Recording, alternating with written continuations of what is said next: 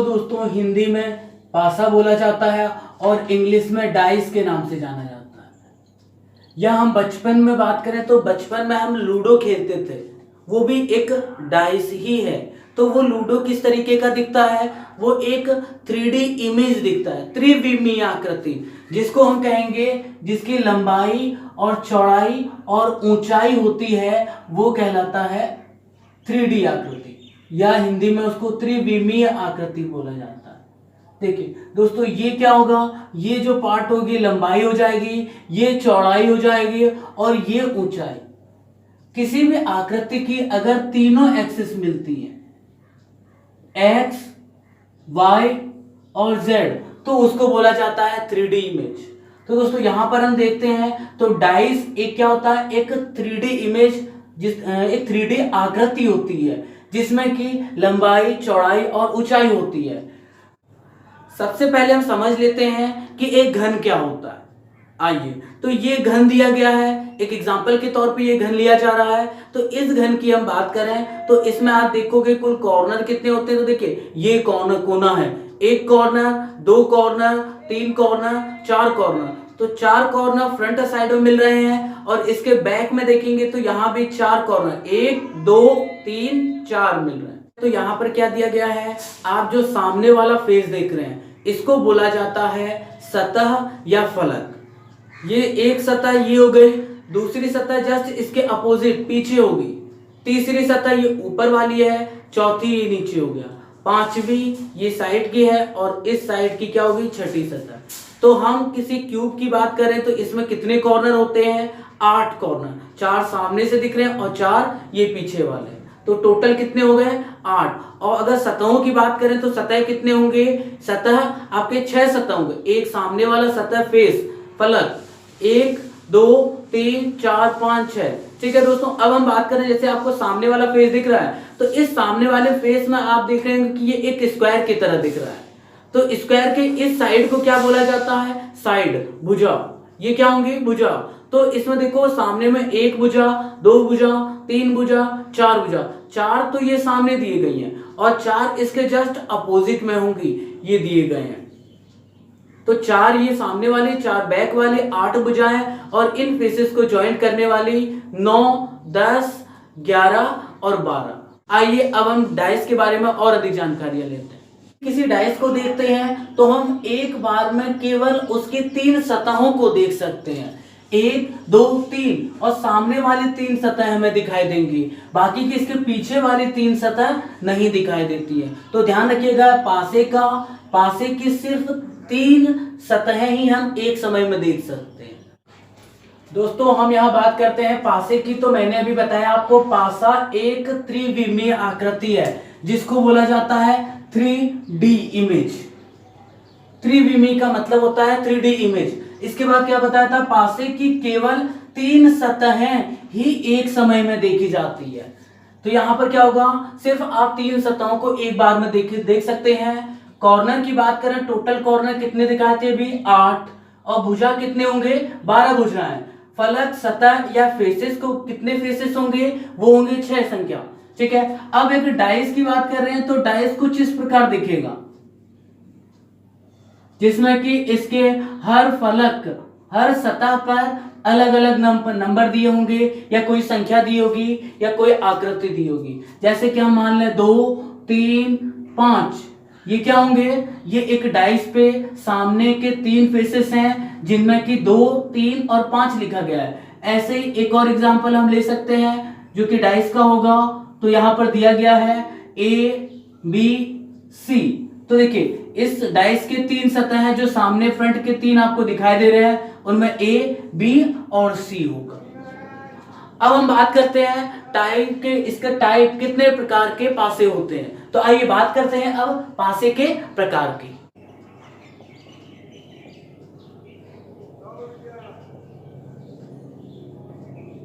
दोस्तों यहाँ पर पासे के प्रकार की बात हो रही है।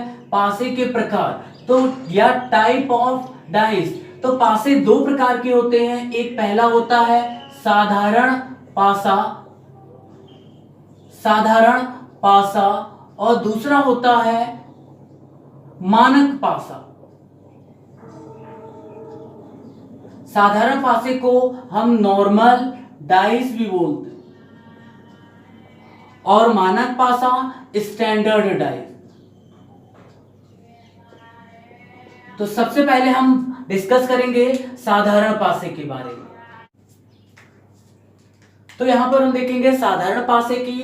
तो साधारण पासा कौन सा होता है? वह पासा जिसके कोई भी दो निकटवर्ती सतहों का योग 7 होता है। ऐसा पासा जिसके कोई भी दो निकटवर्ती सतह, जैसे कि हम ये पासा बना रहे हैं, तो इस पासे में हम देखेंगे कि इसके निकटवर्ती सतह कौन से होंगे? ये दोनों सामने के, ये दो निकटवर्ती हैं, ये दो निकटवर्ती है, ये दो निकटवर्ती हैं। और हम देखते हैं तो ये तीनों आपस में निकटवर्ती मतलब एक दूसरे से जुड़े हुए हैं।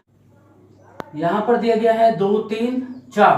तो हम ये देखेंगे अगर 2 और 3 को ऐड करें तो इसका सम कितना होगा? 2 और 3 5 होगा। 4 और 3 को ऐड करेंगे, देखिए 4 + 3 7 होगा। 4 और 2 को ऐड करेंगे तो 4 2 6 होगा। हमें यहाँ पर देख रहे हैं कि 7 मिला, भले ही कोई भी दो सतह हो।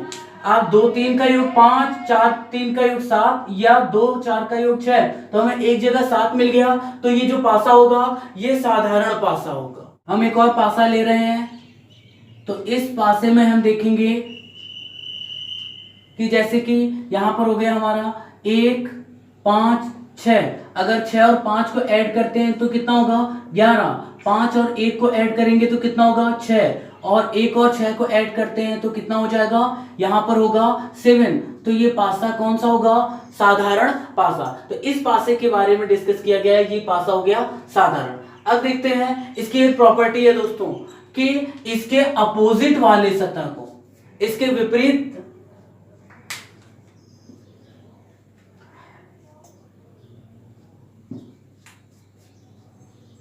साधारण पासे की एक और प्रॉपर्टी है। वो प्रॉपर्टी है कि हम विपरीत सतह ज्ञात नहीं कर सकते। जैसे 2 है, 2 के विपरीत में कौन सी सतह होगी हम क्लियर नहीं कर सकते हैं। तो यहां पर देखिए हमारी संख्या जो है वो कहां से कहां तक चल रही है? तो संख्याएं यहां पर देखेंगे तो हमारी संख्याएं कहां तक चलेंगी? वो होगा 1 2 3 4 5 और 6। तो अब हम बात करते हैं जैसे 2, तो 2 के अपोजिट में क्या होगा? 2 के विपरीत में क्या होगा? तो 2 के विपरीत में देखिए दोस्तों 4 और 3। 2 के अपोजिट में देखेंगे तो 2 तो होगा नहीं अपोजिट में, 4 और 3 ये दोनों पड़ोसी हैं 2 के, तो अपोजिट में नहीं होंगे। बचा कौन? 1 5 या 6। तो 2 के विपरीत में या तो 1 होगा, या तो 5 होगा, या तो 6 होगा। अगर ऑप्शन में ये नहीं दिया गया है तो हम आंसर टिक करेंगे C and D, can not determine. इसके लिए हम कंफर्म आंसर नहीं दे पाएंगे। अब हम बात करते हैं यहां पर 4 के लिए। तो 4 के अपोजिट में देखिए 4 के पड़ोस में तो 2 और 3 है, तो ये अपोजिट में कभी नहीं होंगे और 4 खुद भी अपोजिट में नहीं होगा। तो बच्चे कौन से? देखिए 4 के अपोजिट में 3 2 नहीं होंगे, 1 5 6, यही 1 5 और 6 अपोजिट में होंगे 4 के, या तो ये ऑप्शन होगा अदरवाइज सी एंड डी।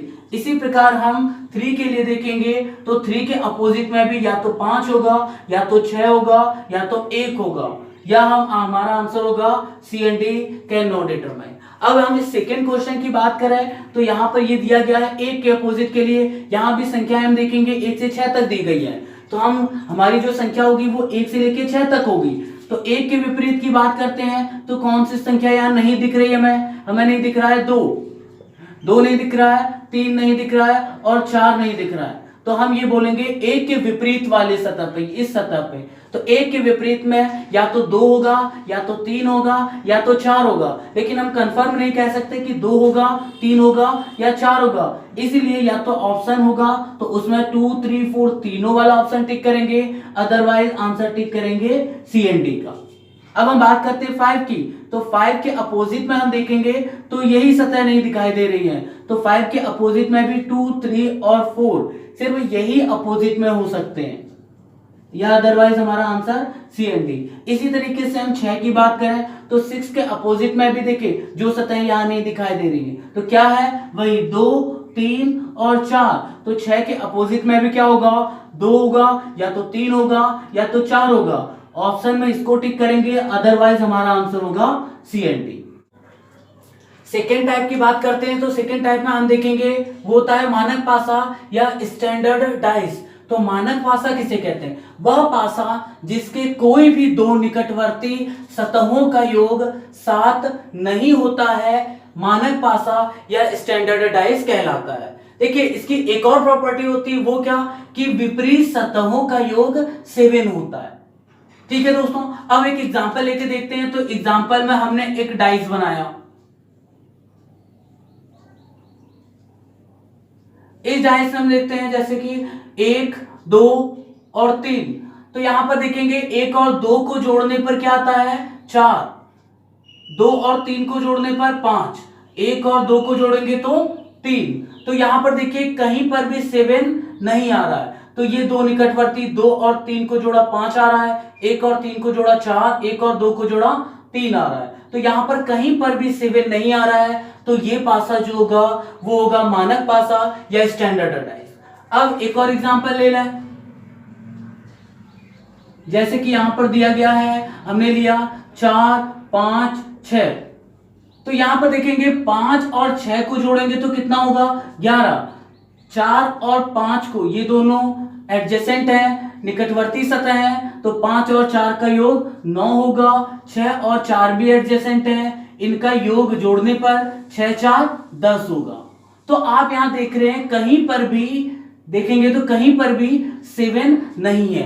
अगर 7 आता तो हमारा पासा साधारण होता, लेकिन यहां पर 7 नहीं है तो ये पासा हमारा होगा मानक पासा। अब इसके विपरीत, इससे पहले बताया था साधारण पासे में हम विपरीत सतह ज्ञात नहीं कर सकते हैं, लेकिन मानक पासे में जो है हम विपरीत सतह को ज्ञात कर सकते हैं, जिसके लिए दिया गया है विपरीत सतहों का योग 7 होता है। अब हम यहां बात करें 2 की, तो इस पासे में 2 के विपरीत कौन सी सतह होगी? 2 में ऐसा क्या जोड़ें कि वो 7 हो जाए, या हम कह सकते हैं 2 को 7 में घटा दें। तो 7 में 2 को घटाए तो 5, तो मतलब 2 के अपोजिट में क्या होगा? 5 नंबर। इसी तरीके से हम देखेंगे 3 के लिए, तो 3 के अपोजिट को निकालने के लिए 7 में आप 3 घटाओगे तो 4 होगा, और 3 का अपोजिट हो गया 4। इसी तरीके से हमें निकालना है 1, तो 1 के अपोजिट की बात करेंगे, 7 - 1 इज इक्वल टू होगा 6। अब ये देखिए प्रॉपर्टी क्या था? विपरीत सतहों का योग 7 होता है। 2 और 5 विपरीत सतह है, तो इन दोनों का योग देखो 7 है। 3 और 4 विपरीत सतह है, तो इनका सम भी कितना है? 7 है। 1 और 6 ये भी विपरीत सतह है, तो इनका सम भी कितना हो रहा है? 7 हो रहा है। अब हम सेकेंड क्वेश्चन की इसकी बात करें, सेकेंड डाइस की, तो हम देखेंगे यहाँ 4, तो 4 के अपोजिट में क्या होगा? 3 होगा। रीजन 4 और 3 को जोड़ो 7 होगा, 7। अब हम बात करते हैं 6 की, तो 6 के अपोजिट में क्या होगा? 1, क्योंकि हम 6 में 1 जोड़ेंगे तो बराबर 7 होगा। इसी तरीके से हम 5 की बात करें, 5 के अपोजिट में क्या होगा? 2, तो 5 + 2 7, तो 5 + 2 इज इक्वल टू 7। तो यहां पर हम देख रहे हैं कि जो मानक पासा है, इस मानक पासा में विपरीत सतहों का योग 7 होता है। तो हमने पहला क्वेश्चन लिया, ये डाइस है। सेकंड क्वेश्चन पे सेकंड डाइस है, थर्ड क्वेश्चन पे थर्ड डाइस, फोर्थ क्वेश्चन पे क्वेश्चन फोर्थ पे फोर्थ डाइस है। तो सबसे पहले हमें देखना होगा कि ये साधारण है या मानक है। तो हम देखते हैं 6 और 4 को जोड़ने पे कितना होता है? 6 4 10 होगा, और 4 और 2 जोड़ते हैं तो 6 होगा, 6 और 2 जोड़ते हैं तो 8 होगा। तो हमें किसी भी पॉइंट पर इसमें 7 नहीं मिल रहा है, तो ये हमारा डाइस होगा, स्टैंडर्ड डाइस होगा या मानक पासा होगा। तो हम ये बोलेंगे कि 6 के विपरीत में क्या होगा? 6 के विपरीत में होगा, आंसर हमारा 6 के विपरीत में 1 होगा, क्योंकि मानक पासे की प्रॉपर्टी है जब क्योंकि मानक पासे की प्रॉपर्टी है दो विपरीत सतहों का योग 7 होता है। तो 6 के अपोजिट मतलब नीचे वाले फेस में क्या आएगा? 1, 6 + 1 7। इसी तरीके से 4 की बात करें तो 4 के अपोजिट में क्या आएगा? 4 के अपोजिट में 3, रीजन 4 और 3 जोड़ने पर 7 होता है। इसी तरीके से 2 की बात करें तो 2 में हम 5 जोड़ेंगे तो 7 होगा, तो 2 का अपोजिट होगा 5। इसी तरीके सेकंड क्वेश्चन की बात करें तो यहां देखिए 1 2 5 ये 3 फेसेस दिए गए हैं। अब अगर 1 और 5 को जोड़ते हैं तो कितना आ रहा है? 6। 1 और 2 को जोड़ते हैं तो 3 आ रहा है, और 2 और 5 को जोड़ने पर हमें 7 मिल रहा है। इन दोनों को जोड़ने पर हमें 7 मिल रहा है। तो ये जो पासा होगा ये कौन सा होगा, ये पासा होगा साधारण।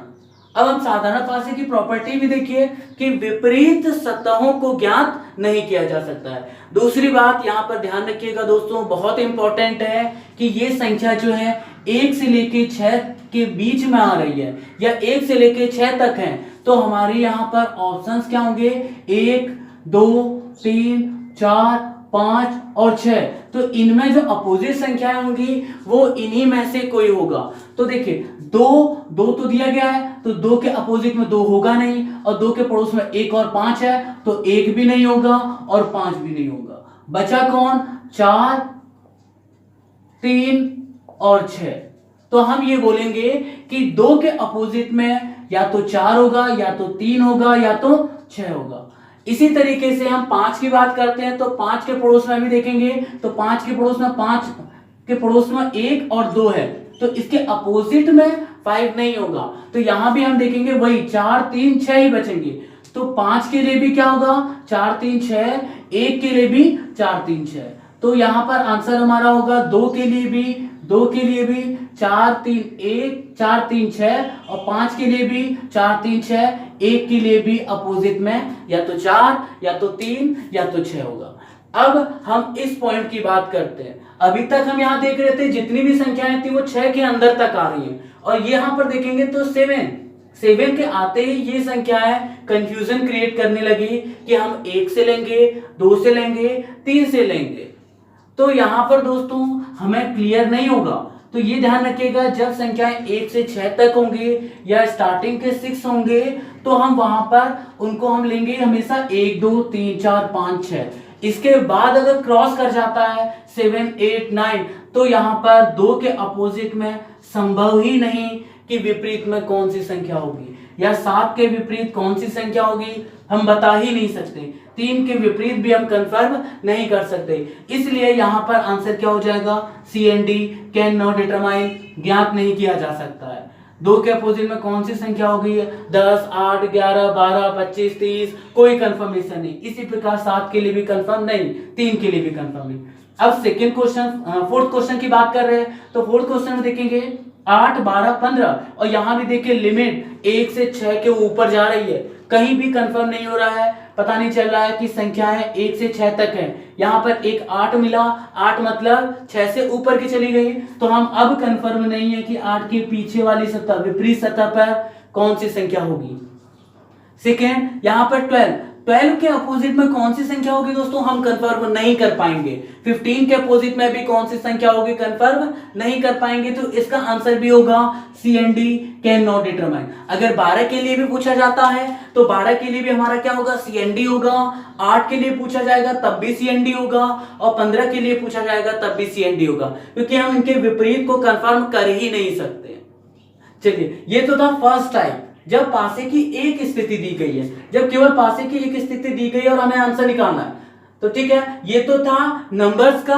अब हम थोड़ा बात कर लेते हैं, कभी लेटर दिया गया हो या सिंबल दिया गया हो तब हम कैसे सॉल्व करेंगे। ये 4 क्वेश्चन जो कि अल्फाबेट पे डिपेंडेंट है, लेटर पे डिपेंड है। तो देखिए यहाँ पर इनकी जो डाइस है, डाइस के अलग अलग सतहों पर अलग अलग लेटर लिखे हुए हैं। हम यहाँ पर देखते हैं, हम देखिए यह ध्यान रखिएगा दोस्तों, हम किसी भी पासे को साधारण या मानक तभी कह सकते हैं जब वो संख्या 1 से लेके 6 तक होगी। इसके अलावा अगर कोई संख्या होती है तो हम कंफर्म नहीं कह सकते हैं कि वो पासा साधारण होगा या मानक होगा। तो इसी प्रकार जैसे लेटर दिए गए हैं तो हम लेटर में भी कंफर्म नहीं कर सकते हैं कि ये साधारण पासा होगा या मानक पासा होगा। तो अब हम यहाँ देखते हैं कि देखो A से लेके B F, ये 3 सतह दिखाई दे रही, और आप देख रहे हैं कि जो संख्याएं, जो लेटर है वो A से लेके F के बीच में ही दिख रही है, तीसरा नहीं दिख रहा। तो हम यहाँ पर हमेशा एज्यूम करेंगे, मान के चलेंगे कि जो लेटर होंगे वो होगा A B C D E और F, क्योंकि यहाँ F से हमें अपर लिमिट पता चल गई। तो यहाँ देखिए, अब ये पासे को हम कंफर्म नहीं कर सकते कि इनके अपोजिट में क्या है। तो A के अपोजिट में दोस्तों देखिए F और B तो नहीं होगा, A के अपोजिट में F और B तो नहीं होगा, बचा कौन सा, C D E। तो A के अपोजिट में या तो C होगा या तो D होगा और या तो E होगा। इसी प्रकार हम बात करेंगे बाकी F के लिए भी, तो F के पड़ोस में A और B तो होगा नहीं, बचे कौन से C D E। ये A के लिए भी यही अपोजिट होंगे, F के लिए भी और B के लिए भी, क्योंकि हम यहाँ कंफर्म नहीं कर सकते ये पासा स्टैंडर्ड है या नॉर्मल है। आइए दोस्तों अब हम बात करते हैं सेकंड क्वेश्चन की। तो हम यहाँ देख रहे हैं ये जो लेटर है ये स्टार्टिंग के A से लेके F तक ही है, तो इसलिए हम यहाँ पर भी संख्या हम लेंगे A से लेके F तक। तो हम यहाँ देखते हैं अगर हम B को अपोजिट की बात करें तो B के विपरीत की फलक की बात करें तो विपरीत फलक में B के देखिए A D तो नहीं होगा, बचा कौन सा C E और F। तो B के अपोजिट में C E F में से ही कोई एक होगा, लेकिन कंफर्म नहीं कौन सा होगा। इसी तरीके से हम बात करते हैं A की, तो A के अपोजिट में भी D और B तो नहीं होगा, बचा C E F। तो A के अपोजिट में क्या होगा C E F, और इसी तरीके A के अपोजिट में भी C E F और D के अपोजिट में भी यही C E F होगा, अदरवाइज हमारा आंसर होगा C and D। अब देखिए दोस्तों हम यहां बात करते हैं B मिला, L मिला, H मिला। तो देखिए ये जो लेटर की संख्या है ये F क्रॉस कर गई, इनकी पोजीशन F से ऊपर चलेगी, H F के बाद देखिए ये F होता है, G हो गया, H हो गया, मतलब आगे बढ़ चुका है। तो अब हम यहाँ कंफर्म नहीं कर सकते हैं कि इनके पीछे कौन सी संख्या होगी या कौन सा लेटर होगा, तो इसीलिए हम देखते हैं या हो सकता है B के पीछे C हो, D हो, E हो, M हो, X हो, Y हो, Z हो, तो कंफर्म नहीं कर सकते, इसलिए हमारा यहाँ पर आंसर होगा C and D, can not determine, ज्ञात नहीं कर सकते। B के लिए भी C and D होगा, H के लिए भी C and D और L के लिए भी C and D। Fourth question पे देखते हैं, तो यहाँ देखिए T M Q दिया गया है, तो हम T के लिए भी कंफर्म नहीं, क्योंकि ये भी A से F के रेंज से बाहर है। तो यहाँ हम देख रहे हैं दोस्तों ये T Q M की रेंज के बाहर है, तो ये M की रेंज की बाहर है, M की नहीं, A से लेके F की रेंज के बाहर है, तो यहाँ पर हमारा आंसर क्या हो जाएगा C and D, क्योंकि हम कंफर्म ही नहीं हो सकते, हम बता ही नहीं सकते कि T के अपोजिट में कौन कौन से लेटर आ सकते। तो T के अपोजिट में M Q को छोड़ के पूरे 26 में से 23 बचे, वो 23 में से कोई भी लेटर आ सकता है, इसलिए यहाँ पर हमारा आंसर क्या होगा C and D। चलिए दोस्तों एक टाइप और पढ़ लेते हैं जल्दी से, वो था सिंबल्स के लिए। यहाँ पर अब हम दो क्वेश्चन और डिस्कस करते हैं जहां पर दिया गया सिंबल। अब हम ये देखते हैं ये डाइस दिया गया है, इसमें सिंबल के फॉर्म में दिए गए, ना तो लेटर है ना ही नंबर है। तो देखिए दोस्तों सिंबल सिर्फ यही नहीं होते हैं, हम नंबरों को भी सिंबल कह सकते हैं, और जो लेटर अल्फाबेट होते हैं उनको भी सिंबल, इनके अलावा भी आते हैं आपके कॉपीराइट हो गया, रुपए का सिंबल हो गया, स्टार हो गया, एस्ट्रिक हो गया, एम्परसेंट हो गया, एटसेट्रा, कई सारे होंगे। तो यहाँ पे हम कंफर्म नहीं कर सकते ए के पीछे कौन, एट द रेट के पीछे कौन सा सिंबल है, डॉलर के नीचे कौन सा सिंबल होगा, या हैश के अपोजिट कौन सा सिंबल होगा। तो यहाँ पर भी हमारा आंसर होगा C and D, can not determine. इसी तरीके से हमें डाइस में दिया गया सेकंड क्वेश्चन में कि यहाँ अलग अलग कलर दिया है, तो हम तो केवल एक बार में 3 ही सतह देख सकते हैं, तो हम पीछे की सतह के बारे में कंफर्म नहीं हो सकते हैं कि पीछे कौन सा कलर होगा। तो अब यहाँ पर देखिए नीले के पीछे का कौन सा कलर है, कुछ पता नहीं, लाल, सफेद, काला, बैंगनी, गुलाबी, कुछ भी क्लियर नहीं है। तो इसके लिए हमारा आंसर क्या होगा C and D, can not determine, निर्धारित नहीं किया जा सकता या ज्ञात नहीं किया जा सकता। ये तो दोस्तों थे क्वेश्चन जो कि फर्स्ट टाइप पे। यहाँ पे पहला टाइप क्या था, जब एक पासा दिया हो, पासे की एक स्थिति दी जाए।